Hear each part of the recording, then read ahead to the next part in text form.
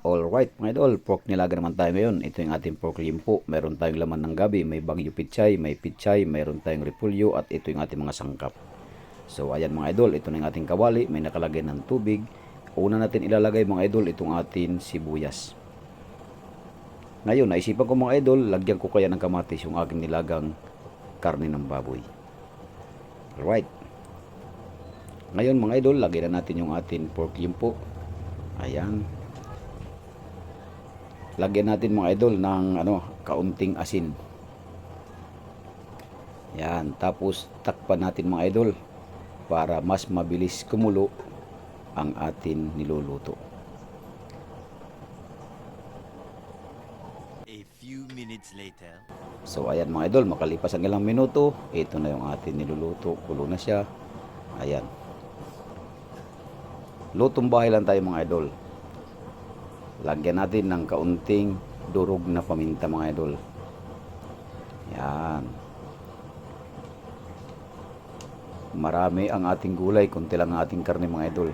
Ang malaga, maraming gulay. Lagyan natin ng kaunting patis. Yan. Masarap kasi mga idol, maraming gulay. Gusto ko kasi gulay. Kahit kunti lang ang karne, basta't maraming gulay. Ngayon, takpan naman natin mga idol. Alright mga idol, makalipas ang ilang minuto, ito na. Medyo malambot na itong karne natin mga idol.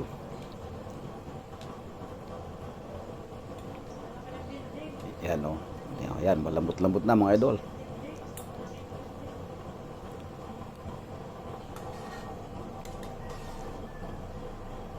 Ngayon mga idol, mga friends, ilagay na natin yung ating laman ng gabi.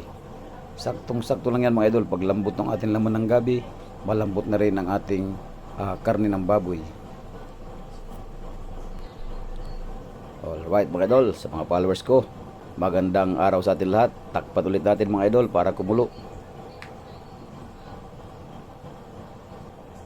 At makalipas ang ilang minuto na naman mga idol, buksan naman natin yung ating takip. At ito na mga idol, malapit na maluto itong ating nilulutong nilagang karne ng baboy.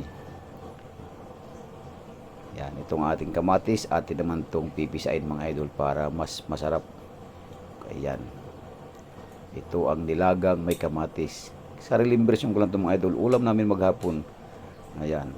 Kayo ba, anong niluluto nyo sa mga bahay nyo? Ako kasi mahilig akong magluto ng pansariling ulam lang namin mga idol. So ngayon mga idol, lagyan natin ng kaunting bitsin.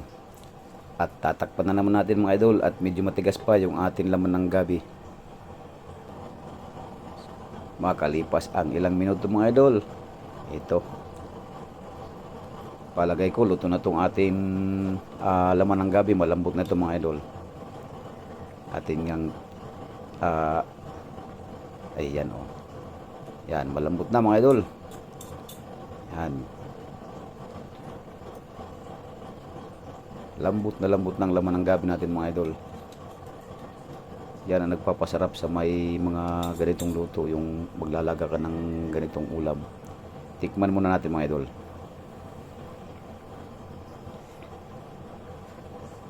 Alright mga idol, medyo matabang ng kunti pero magkakasundo lang ito at ilalagay natin yung atin pork cubes. Ayan.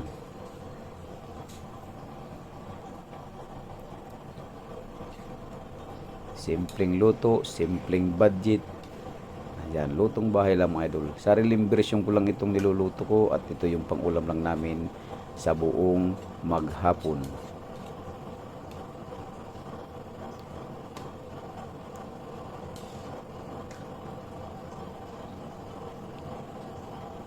Ngayon mga idol, ay ilagay na natin yung ating green chili.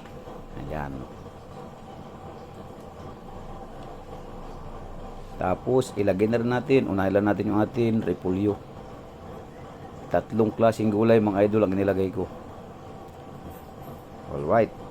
So ngayon, ang isunod naman natin yung bagyo pichay. Yan, marami tayong gulay mga idol. Natabunan na yung ating karning kakapiraso, kakapiranggot. Ngayon, ilagay na rin natin yung ating pichay. Alright mga idol.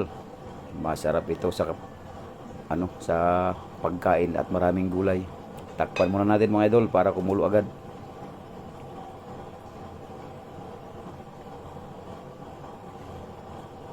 Ayan, after 3 minutes mga idol, mga friends, ito na yung atin niluluto. Ayan, luto na yan.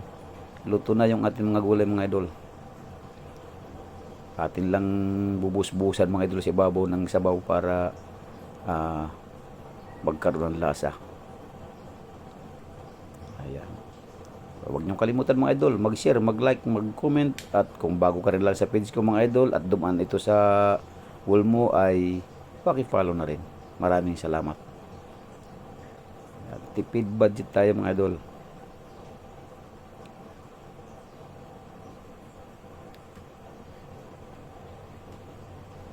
Di na nakita mga idol yung ating karne. Gulay na lang ang nakita sa ibabaw.